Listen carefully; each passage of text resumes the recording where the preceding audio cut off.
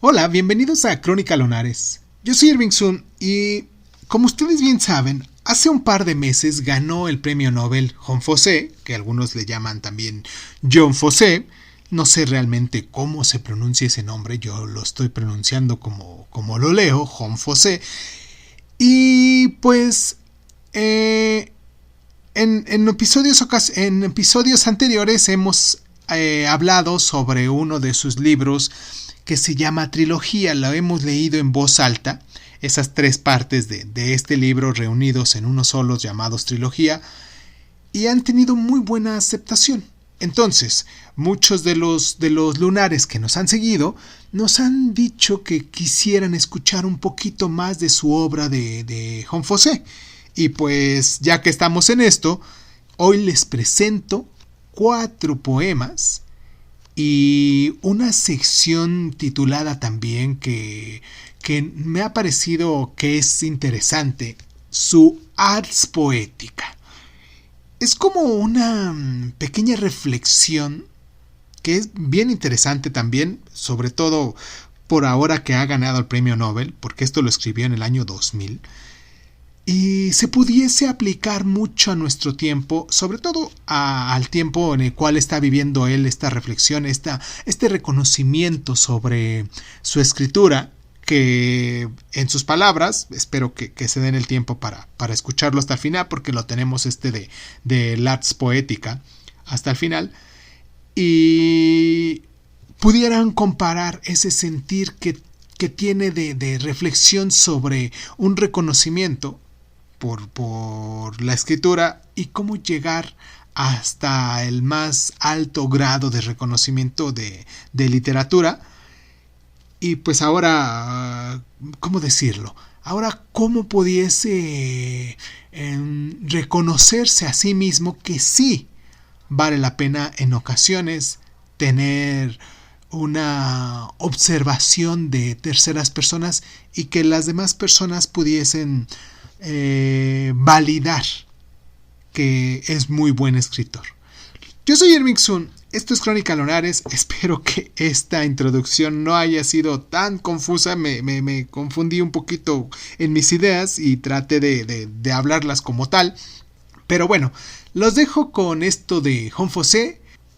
Esto es Crónica Lunares y recuerda que en esta ocasión tenemos un patrocinador que se dedica, un grupo de amistades que tengo acá, conocidos acá en Morelia, que se dedica a trabajar con personas que quisieran irse a los Estados Unidos, un despacho de abogados donde les facilitan los papeles para hacer su cita allá en el consulado, para poder sacar su pasaporte o en determinado momento también su visa y una visa de trabajo, claro.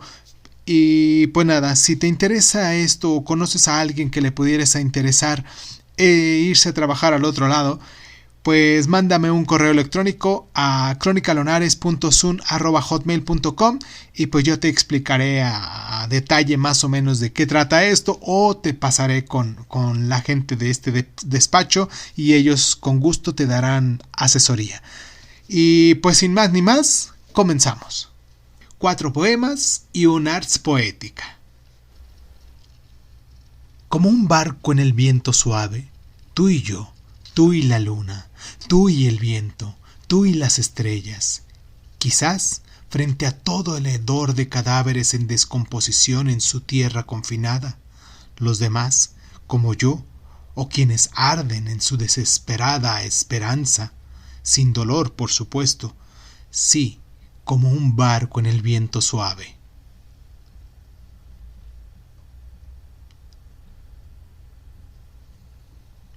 Solo sabemos la canción del mar se desliza por las escarpadas montañas más allá del cielo, en vuelo azul como un resplandor hacia donde estamos juntos y donde nunca decimos nada, y solo sabemos.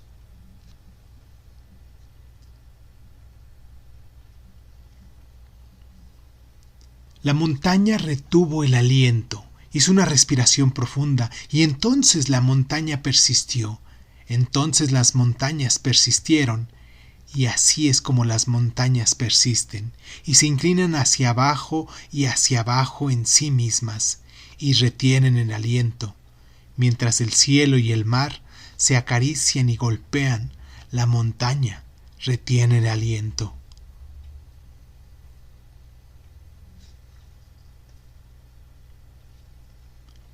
Algo acerca del actor en lo que está aconteciendo como la vida, siempre en movimiento, es algo silencioso y pesado, como la vida misma es pesada.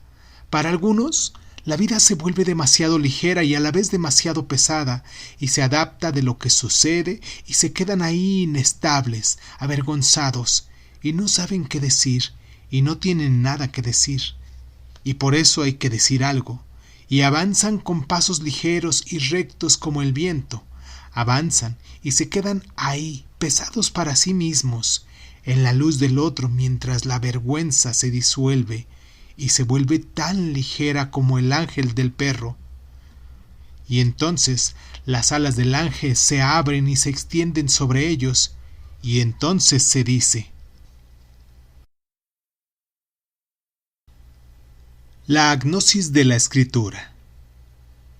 Entiendo muy poco, y a medida que pasan los años entiendo cada vez menos. Eso es cierto, pero también es cierto lo contrario, que a medida que pasan los años entiendo cada vez más.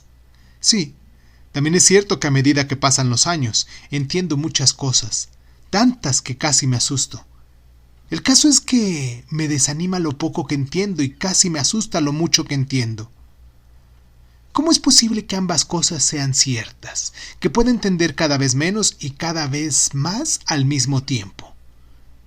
El pensamiento flexible nos dirá sin duda que comprender poco es también comprender mucho, y creo que, en cierto sentido, quizás en el sentido gnóstico del término, esto es cierto, a no ser que ese mismo pensamiento reflexivo nos diga que hay dos clases de comprensión. Y tal vez sea así. Tal vez podamos decir simplemente que a través de esta forma de entender que recurre a los conceptos y a las teorías, entiendo cada vez menos, y que el alcance de esta forma de conocimiento me parece cada vez más limitado, mientras que a través de esta otra forma de entender, que recurre a la ficción y a la poesía, entiendo cada vez más. Tal vez sea así.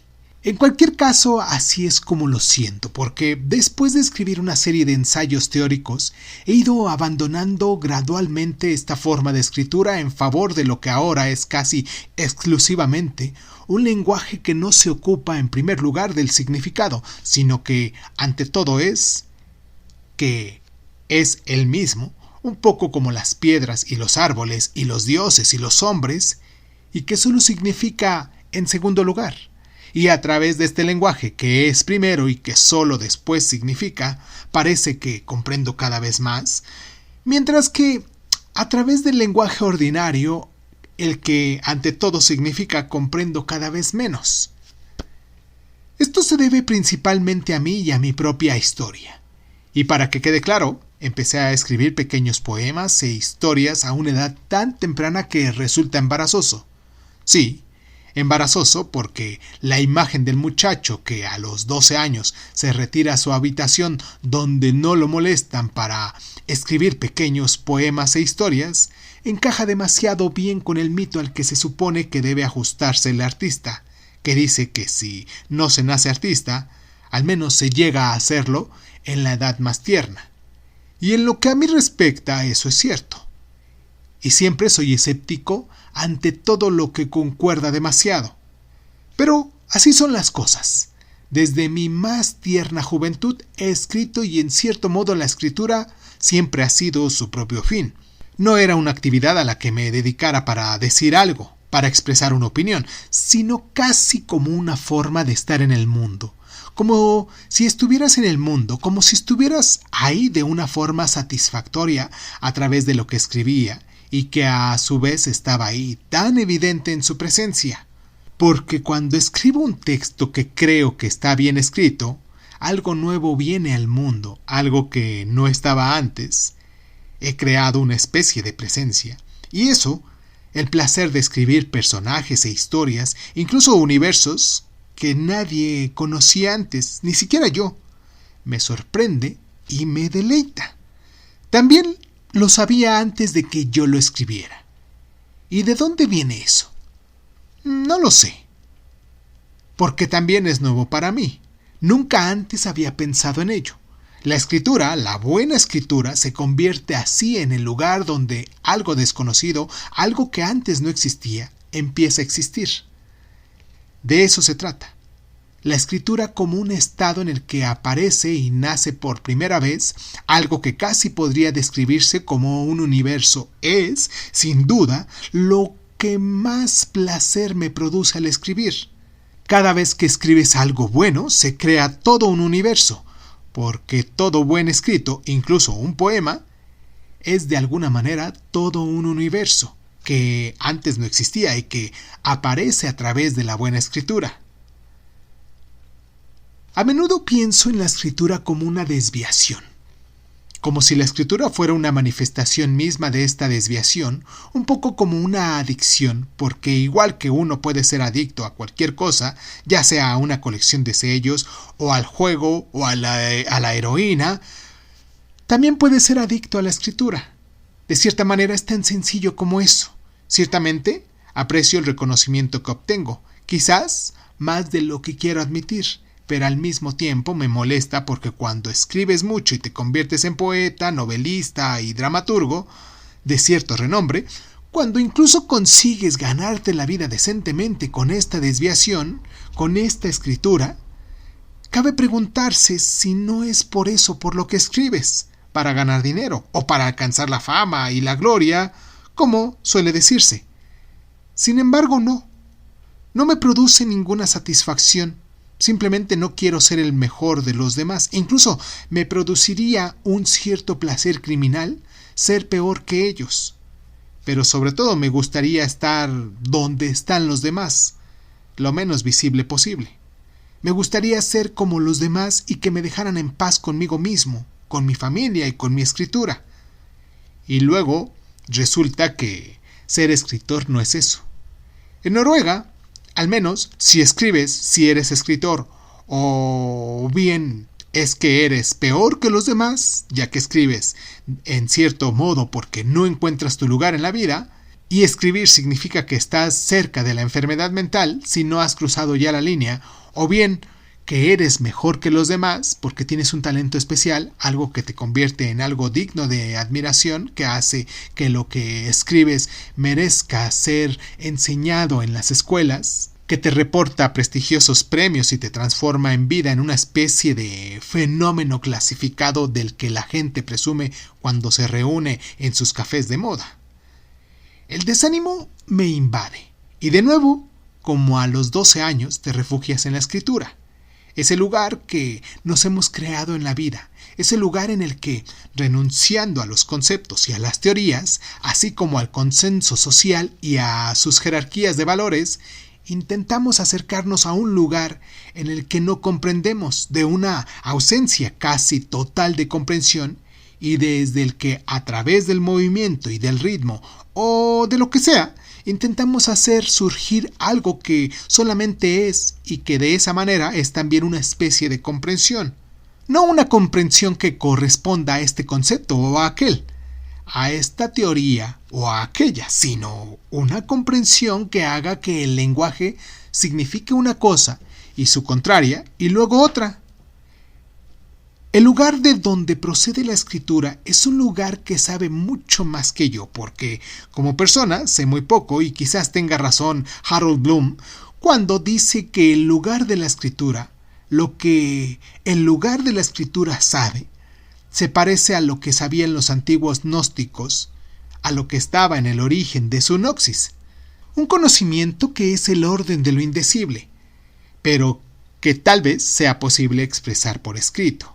Un conocimiento que no es algo que sepamos o poseamos en el sentido habitual del término, porque tales conocimientos tienen siempre un objeto, sino por el contrario, un conocimiento sin objeto que solo es.